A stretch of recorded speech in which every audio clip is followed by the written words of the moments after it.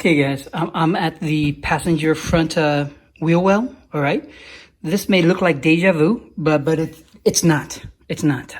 However, it is related.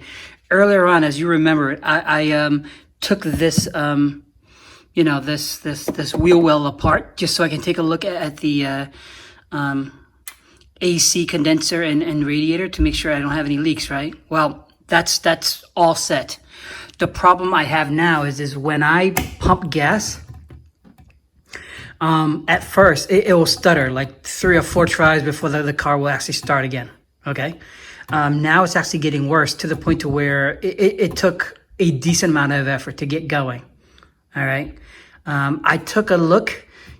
Well, at first I thought, hey, maybe it's fuse related, right? Because if you ever have problem pumping gas, the first thing people want to do is they'll take a look at a E6, right? Just to see if the electronics for the purge valve is working. Well, the good news is E6 looks perfectly, all right? So the 2 other problems are either the canister, the charcoal canister, which is right over here. Either that is funked, right? Because there's a purge valve on that, or there's actually a what they call it, a purge valve housing right over here. Okay, this is what it looks like. All right, so here's the canister. Here's the charcoal canister. Here is the purge valve. As you can see, there's the 2 purges, right? This screw will actually loosen up this piece right here, which you can take this out, okay?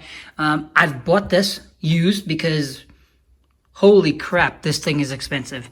For example, brand new, this is $700, right? Brand new, no, I stand corrected. I think this is $800, and this is $600.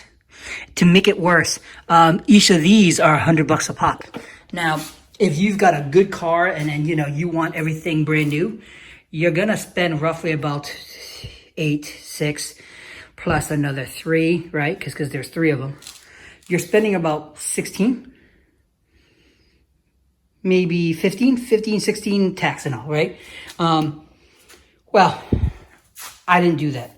I will put the listing below of who I bought it from, and they're awesome guys.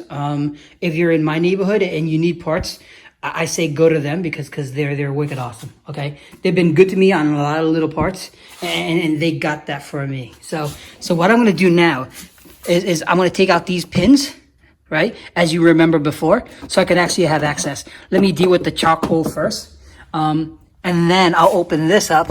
If I can open all of them up, that'll be fantastic. But if for any reasons I have a problem taking it out, I will. I don't think I should. Anyway, let me see what I can do to take it apart, okay? Okay, guys, as you can see, right? So there are 3 main units that are problematic, right? You've got the canister, as I showed you before.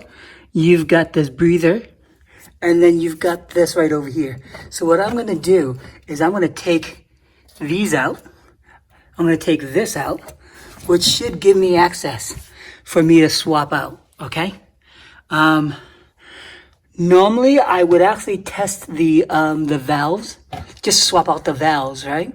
But, well, maybe I can still do that. The only concern I have is if any of these are bad, what happens is I've just ruined the valve as well. But no matter what, I have to replace the canister. Okay, so let me deal with these. I'm not going to bore you guys because it's pretty basic. It's just, taking out the screws. And then once that's out, I can actually have access to the... Excuse me, guys. Allergies. So let me deal with this one first. Right? And then we'll go from there. All right? Nothing special here, guys. But at least now you guys see what it looks like from inside, all right? I'm hoping it's not this. Let's hope not. Let's see. All right, I got everything out. All right, here are the 2 holes to push it back in. Here's how they lock it up, right? I've got all 3 connections. I've got the 2 powers. I've got the connector, and then, of course, I need to worry about putting this back in, okay? Which is that extra wire, all right? So as you can see, here's my old, here's my semi-new. Likewise, here's my semi-new. So let's start putting this back together and let's see if this solves my problem, all right? Okay, guys, I got this back in. Just push it against the wall. Make sure I lock this in tight, right? This bad boy is a size, let's see, size 10. So this is a size 10. This screw over here, that's a size 13. Okay, as you can see, I put this thing back in and I made sure this is in place. All right. I made sure these are in place. I locked in. There's only so many holes. And if you pay attention to where they came from, it's fairly straightforward. So the only thing I need to do left here is just to lock this in place and everything's all good. All right, so as you can see, I put that back in and I figure out how to do that, by the way. So it looks like this. And all you do is you pick the two sides and you push it out. And what happens is it will come out from top. And then the other piece will come out. That way you don't wreck it, all right? Other than that, I didn't touch anything else. Now, if I still have a problem, guess what? Here's my problem. But in most cases, most of everyone says it's either the charcoal canister gets filled up because of overfill, and or the purge valves go bad and they're on the other side, by the way.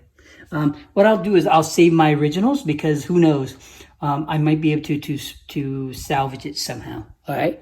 But in the meantime, I've got the two new ones in place. So let me lock it in, put this back up, and then we can test by filling it up. The smart thing for me is I'll get like a 2-gallon filler, right? I'll bring it home and I'll fill it here. So if it dies or I still have problems, I'm not stuck out at a gas station looking pathetic like I did last time. Okay, so that's how you replace the evap system. Okay, guys, if you know a better trick, if you know better ways, you let me know. By the way, I guess this is how you can get access to your take a look at your headlights as well. Okay, all right, bye guys.